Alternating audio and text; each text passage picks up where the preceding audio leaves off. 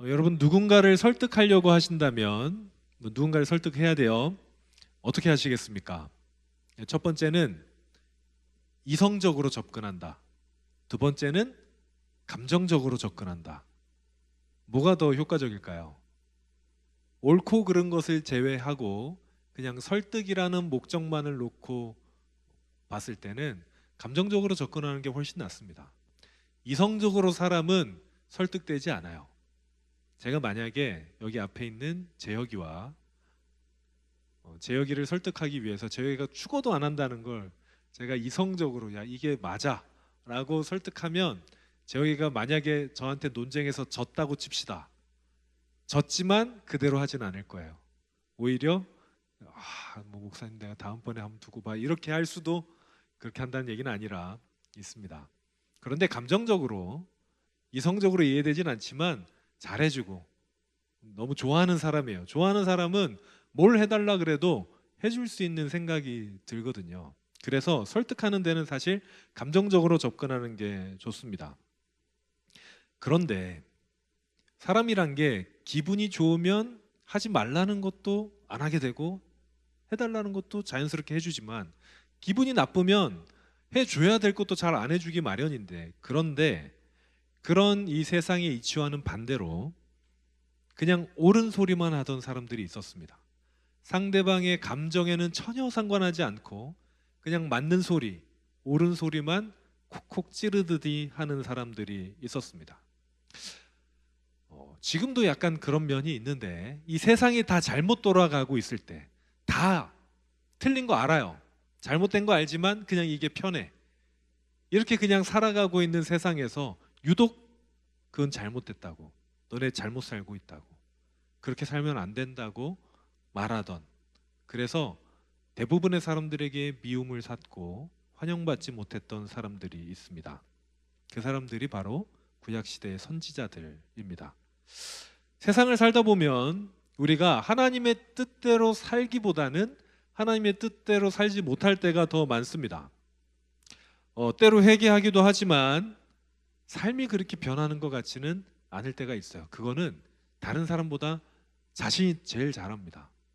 다른 사람이 보기에는 뭐 괜찮게 살 수 있지만 내가 스스로의 삶을 돌아보면 야 하나님께서 뭐라고 하실까라는 생각을 할 때가 있어요. 그런데 그거를 굳이 찌르면 싫어요. 싫지 않습니까?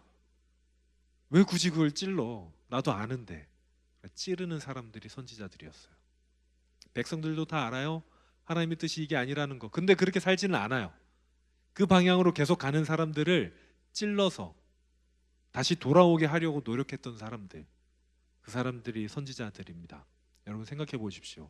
사람들이 선지자를 좋아했겠습니까? 안 좋아했겠습니까?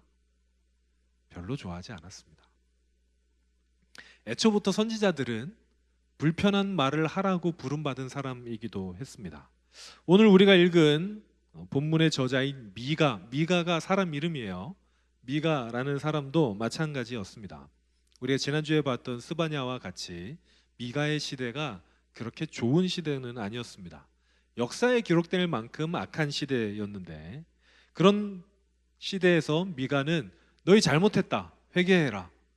너희가 자꾸 그렇게 하면 선지자처럼 망한다. 얘기했던 사람입니다. 그런데 여러분 혹시 저는 그랬었어요. 성경에서 좀 부정적으로 이야기하는 시대가 있지 않습니까? 죄가 많은 시대, 나쁜 사람들이 많은 시대. 이 시대에는 국력도 약할 줄 알았어요. 경제도 떨어지고 뭔가 전체적으로 다 안 좋을 줄 알았는데 그렇지 않습니다. 이 시기, 미가의 시기는 국력이 강했던 시기예요. 경제적으로도 호황이었습니다. 그러니까 사람들이 어떻게 했어요? 모든 게 다 잘 돌아가요. 이게 하나님의 말을 안 듣는데 경제도 나쁘고 국력도 약하고 막 외적도 침입하고 하면 우리가 잘못해서 이렇게 벌을 받는구나 하고 회개라도 할 텐데 아니에요. 잘 살고 있어요. 풍족하게 잘 살고 있고 문제가 없는데 굳이 문제를 만드는 것만 같은 사람 미가였습니다. 세상이 미가를 싫어했던 또 하나의 이유가 있는데 뭐냐면 미가가 특별히 누구를 공격했냐면 지도자층을 공격했습니다. 임금, 대제사장, 또 자기와는 다르게 가짜 선지자들, 종교 지도자들 이런 사람들을 공격하기 시작했어요. 귀족들을 공격했습니다. 좀 아이러니긴 한데 역사적으로 봐도 여러분 지도자층을 공격하면 일반 백성들이 좋아할까요? 그 사람 싫어할까요? 별로 좋아하지 않아요. 대부분이. 왜냐하면 자기들의 꿈과 희망이 무너지는 것과 같거든요. 저 사람들을 선망하고 동경해서 나도 저렇게 되고 싶은데 다 잘못됐다 그러니까 일반적으로 일반 그 백성들이 좋아하지 않습니다. 미가는 심지어 이 사람들의 현재도 지적하지만 꿈과 희망도 지적하는 사람이 돼버린 거죠. 굉장히 어려웠던 사람이었습니다. 그런데 이렇게 환영받지 못했던 미가도 딱 하나 희망을 얘기하긴 했습니다. 왜냐하면 하나님이 소망의 하나님이시고 희망의 하나님이시니까 하나님의 말씀을 전하는 선지자가 완전히 절망만 얘기하지는 않거든요. 현 시대는 너희가 자꾸 그렇게 하면 분명히 망하지만 희망이 있긴 있다라고 미가가 얘기했습니다. 미가의 희망의 대표적인 미가가 말한 희망의 대표적인 본문이 오늘 본문입니다. 오늘 본문 우리 다 같이 한번 읽겠습니다. 시작. 베들레헴 에브라다야 너는 유다 족속 중에 작을지라도 이스라엘을 다스릴 자가 내게서 내게로 나올 것이라. 그의 근본은 상고에 영원에 있느니라. 아멘. 이 말씀을 이해하려면 좀 해석이 필요한데 첫 번째로는 베들레헴이라는 지명이 나오죠. 베들레헴은 많이 들어보셨죠. 그런데 에브라다는 뭘까요? 축구선수 에브라는 아니고 에브라다는 원래 뜻이 에브랏 사람들이라는 뜻인데 에브랏이 어디냐면 창세기에 보니까 라헬이 죽어서 묻힌 곳이 에브랏인데 곧 베들레헴이다. 쉽게 말하면 원래 이 지명의 이름이 에브랏이었습니다. 그런데 나중에 베들레헴이라는 이름이 붙었습니다. 베들레헴은 또 우리가 작년인가요? 한번 룻기 설교할 때 나왔던 곳인데 고향이었죠. 빵집이라는 의미를 가지고 있습니다. 성경에서 벳이 나오면 집이에요. 뒤에가 레헴이 빵이거든요. 빵집이라는 곡창지대 도시였습니다. 미가는 이 베들레헴에서 구세주가 나올 것이다. 이 베들레헴이 유다 족속 중에 굉장히 작은 도시였음에도 불구하고 거기에서 구세주가 나올 것이다 라고 이야기를 합니다. 여러분 이스라엘 12지파 중에 가장 큰 지파가 어딜까요? 그건 지금 이견이 있을 수 있어요. 그런데 3개 정도 꼽으라 그러면 그 중에 하나는 꼭 유다가 들어갑니다. 유다는 큰 지파였습니다. 이스라엘 12지파가 야곱의 12아들의 이름인 거는 아시죠? 이 정도까지는 아시는 걸로 믿고 그런데 그러면 첫째 아들 이름이 뭘까요? 르우벤. 우리 회장님 맞습니다. 르우벤이에요. 근데 르우벤이 죄를 저질렀거든요. 간통을 저질러서 르우벤은 첫째 장자 명분에서 탈락합니다. 둘째가 시므온, 셋째가 레위인데 이 두 사람이 또 칼로 학살을 저지른 적이 있어요. 그래서 장자에서 탈락합니다. 넷째가 누굴까요? 그러면 유다였어요. 그래서 유다가 장자의 명분을 받습니다. 장자의 명분을 받고 큰 지파가 됩니다. 장자의 명분을 받은 큰 지파답게 이 베들레헴에 사는 이 한 가족은 유다 전체 지파 중에 그렇게 큰 영향력을 미치지 못했어요. 유다는 큰데 이 영향력은 작았기 때문에 사실 그렇게 역사에 드러날 만한 집안이 아니었습니다. 이 집은 뭐 하는 집이었냐면 양치는 집이었어요. 원래 이스라엘 민족은 유목민족이었지만 왕정을 거듭하고 나서는 유목을 거의 하긴 했지만 농사를 지어 먹고 살았거든요. 계속 유목을 하는 사람들이 되게 천민은 아니었지만 되게 잘 사는 사람도 아니었어요. 그런 집에 8째 아들 이름이 다윗이라는 사람이 있었습니다. 다윗이 왕이 되었죠. 그런데 집은 그렇게 뛰어난 곳이 아니었습니다. 다윗은 목동이었고 아빠 아버지도 그리고 엄마도 자기 형제들도 다 목축업을 하는 사람들이었습니다.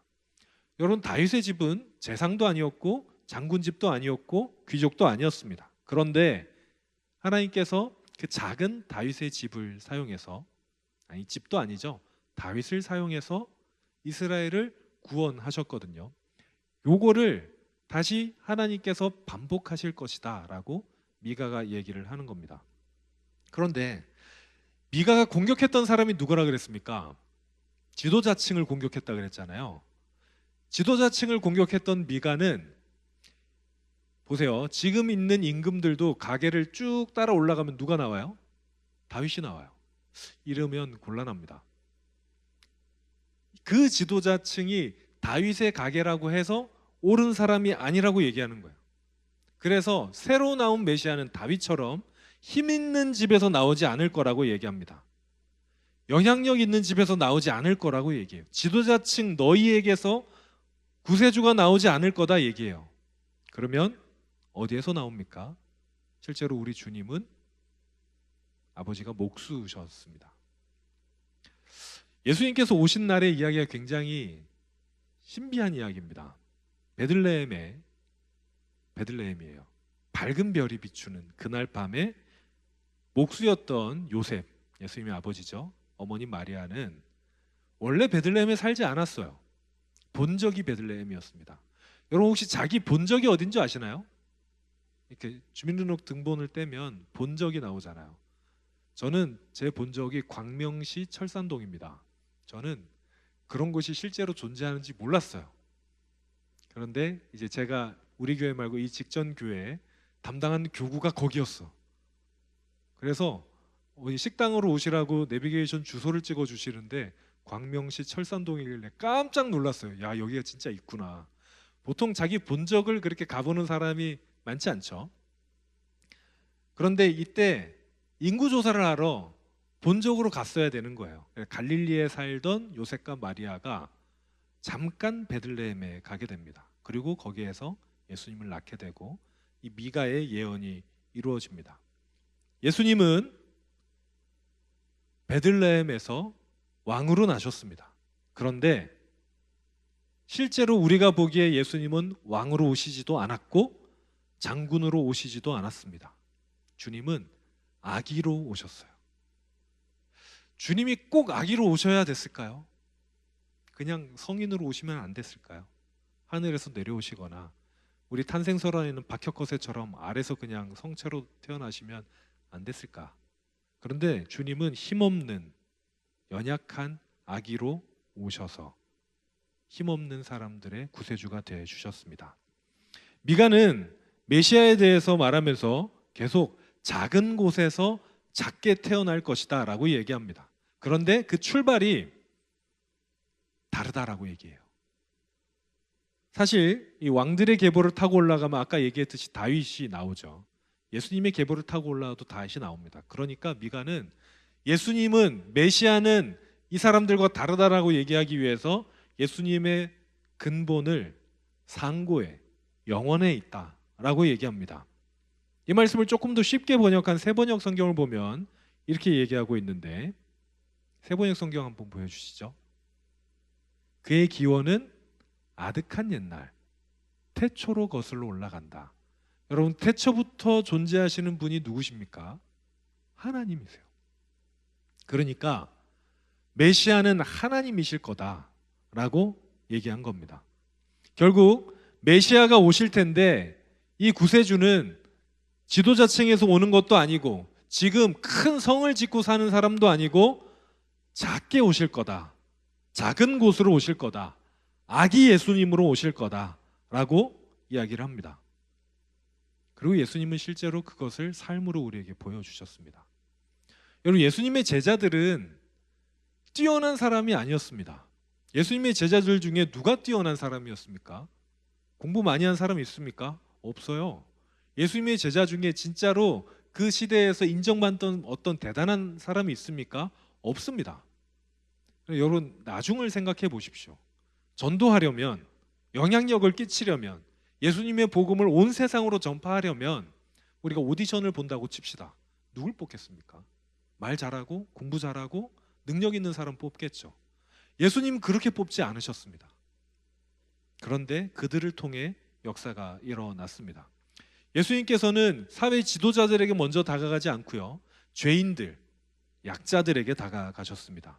예수님께서는 죄 있는 여인을 용서하셨고, 죄를 진짜로 저질렀지만 그래서 사형에 처할 위기에 있는 여인을 그저 용서하셨고, 오히려 반대로 죄는 없지만 거들먹거리는 그 당시의 종교 지도자들을 향해서 회칠한 무덤이라고 책망하셨습니다.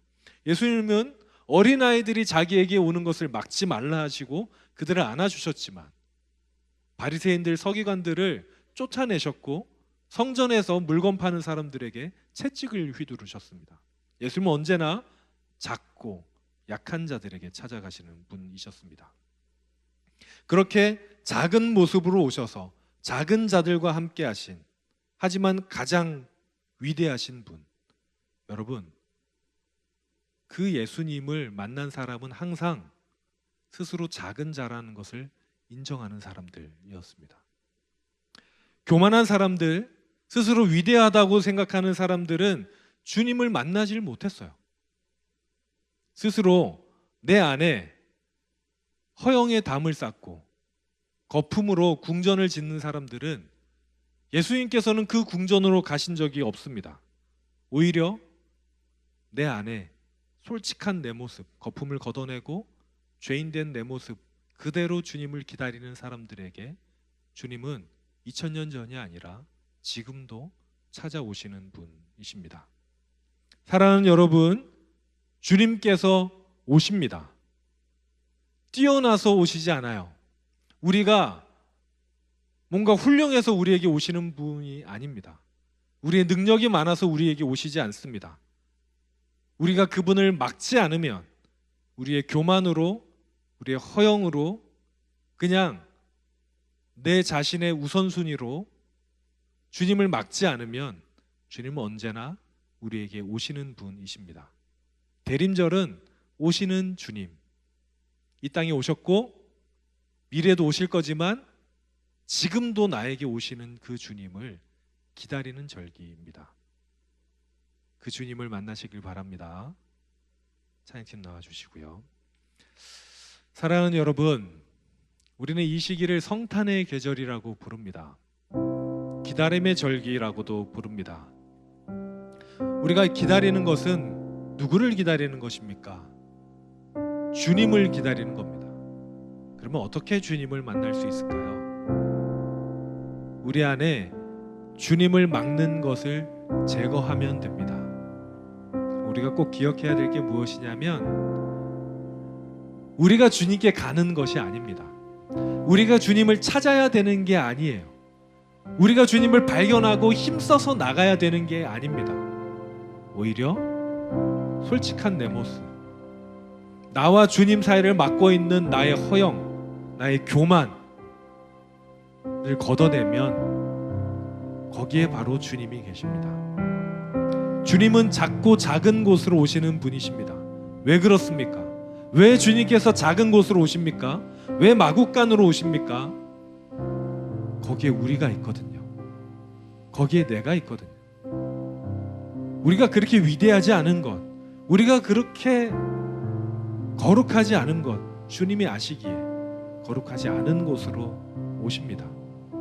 사랑하는 여러분, 이 기다림의 계절에 나에게 오시는 주님을, 나의 허영을 걷어내고 교만을 걷어내고 죄도 걷어내고, 그래서 주님을 만나는 여러분 되시길 바랍니다. 우리 함께 찬양할 텐데, 이 찬양에 나의 사랑 너는 어여쁘고 참 귀하다 라는 가사로 시작됩니다. 그리고 내가 참 귀하다라고 말씀하신 그 주님의 음성이 담겨 있습니다. 우리 같이 찬양하시면서 주님의 음성을 들으시고 또 그 주님께 고백하는 시간 되시길 바랍니다.